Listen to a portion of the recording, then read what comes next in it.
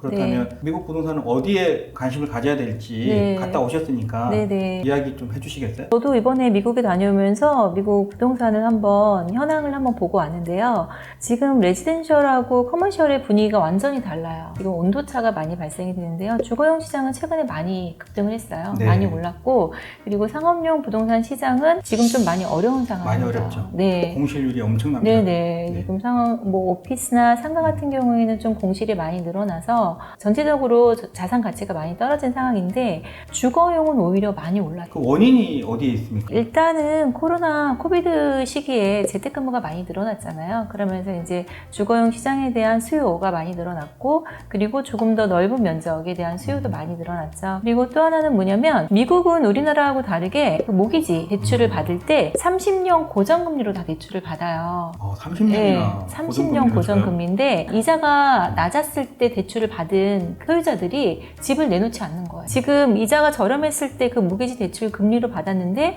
이사를 가면 새롭게 대출을 받아야 되는데 지금 금리는 굉장히 높잖아요. 지금 거의 평균 모기지 대출 금리가 7%에 육박을 하거든요, 미국. 그래서 지금 다시 대출을 받으려면 또 높은 금리로 대출을 받아야 되기 때문에 이사를 가지 않는 거예요.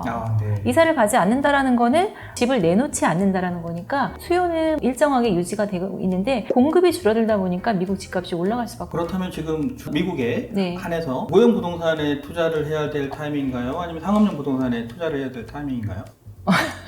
제가 볼 때는 네. 저는 상업용 부동산의 타이밍이라고 생각을 하는데 지금 뭐 위워크도 파산을 했고 그리고 상업용 부동산이 지금 공실이 최대라고 하더라고요. 네네. 미국 부동산이. 근데 저는 네. 상업용 부동산이 언제까지 공실이 유지가 될 거냐 저는 아니라고 생각하거든요. 네네. 그래서 제 생각에는 상업용 부동산에 관심을 가져야 될 때가 아닌가. 네네. 그러니까 뭐 한국의 자산가들이 미국 부동산에 투자를 한다면 네. 저는 상업용 커머셜에 네. 관심을 가져야 된다고 생각을 갖고 있습니다. 네. 대표님 부동산 전문가시니까 네. 파악을 잘하고 계시네요. 지금 상업용 부동산이 공실도 많이 늘어나면서 자산 가치가 좀 많이 떨어졌어요. 그렇기 때문에 좀 저렴하게 구입을 하실 수 있는 기회가 될 수도 있겠죠.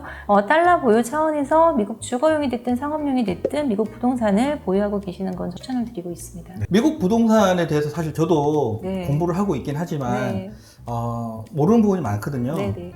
주거용 부동산을 투자를 하려면 미국이 넓은 나라잖아요. 큰 나라잖아요. 네네. 어떤 컨셉으로 관심을 가져야 되고 자, 상업용 부동산을 좀 투자를 해보고 싶다. 네. 그분들은 또 어떤 컨셉으로 방향을 조금 네. 알려주시면 도움이 될 것 같습니다. 우리나라에서 주거용 부동산 투자한다고 하면 아파트잖아요. 우리나라는 그렇죠. 아파트 공화국이라고도 불리니까.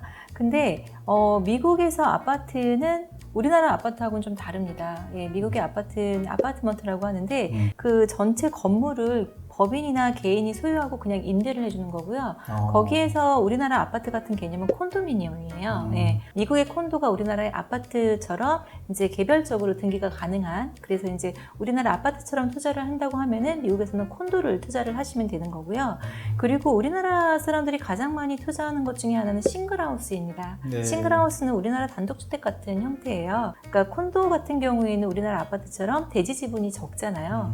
근데 싱글하우스 같은 경우에는 땅을 소유하게 되는 거니까 집의 가격이 오를 때 가장 많이 오르는 게 싱글하우스입니다. 그리고 미국 사람들이 가장 많이 주거하는 형태이기도 하고요. 그래서 대부분의 우리나라 투자자들은 싱글하우스에 투자를 많이 하고요. 그 다음 많이 하는 게 콘도 형태로 투자를 많이 하고 있습니다. 그리고 이제 커머셜 같은 경우에는 임차인을 테넌트라고 하는데 보통 우리나라 소액으로 투자하시는 분들은 싱글 테넌트, 한 임차인이 있는 싱글 테넌트가 있는 상가들을 투자를 많이 하는데 특히 우리나라 사람들이 스타벅스를 많이 좋아하시잖아요. 네. 그래서 미국에서도 스타벅스가 임차인으로 있는 그런 상가들 투자를 우리나라 사람들이 많이 하고 있죠. 근데 스타벅스를 투자해도 우리나라는 사실 대표님 너무나 잘 아시겠지만 스타벅스가 매출 대비 임대료를 주잖아요. 근데 미국에서는 고정 임대료로 스타벅스가 임대료를 줘요. 그리고 미국에서는 재산세나 보험료 뭐 이런 것들을 다 임차인이 거거든요. 그래요? 네, 우리나라하고는 다르게 임차인이 납부를 하기 때문에 수익률이 만약에 우리나라랑 똑같다라고 해도 들어가는 비용이 상대적으로 적습니다. 미국은. 그래서 전체적인 투자 수익률로 봤을 때는 미국이 더 높다고 볼 수 있어요. 우리나라도 최근에 물류 창구나 데이터 센터에 대한 수요가 많잖아요. 많죠. 미국도 마찬가지입니다. 미국도 물류 창구나 데이터 센터에 대한 수요가 많아서 그런 부지에 투자를 하는 경우들도 많이 있어요.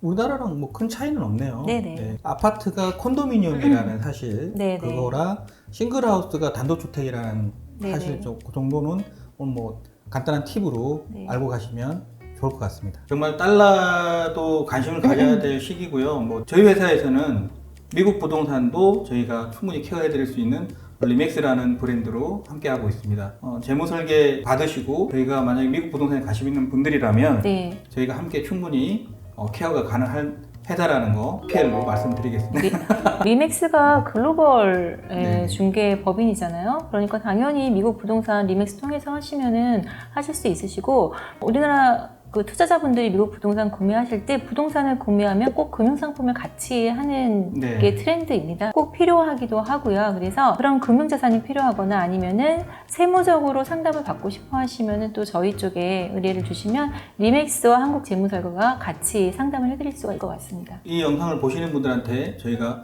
최대한 고급 정보로 살아있는 정보로 상담을 해드리도록 하겠습니다. 강은영 소장님을 모시고 저번 시간에 이어서 달러 이야기와 미국 부동산 이야기를 들어봤는데요. 오늘 두 번째 영상을 찍었는데 네. 어떠셨어요? 네, 저번 첫 번째하고 달리 오늘은 두 번째라 그런지 굉장히 좀 이렇게 편안하게 대화를 나눴던 것 같은데, 네. 앞으로 자주 방문 드리고 이런 재미있는 재무 이야기 많이 들려드리도록 하겠습니다. 네, 저도 덕분에 많이 배워서 저희 고객분들한테 네. 많은 지식을 전달해 드릴 수 있도록 차근차근 준비해서 함께 하도록 하겠습니다. 오늘 나와주셔서 너무 감사합니다. 네, 소장님. 감사합니다. 네, 구독, 좋아요, 알림 설정까지 안녕히 계세요.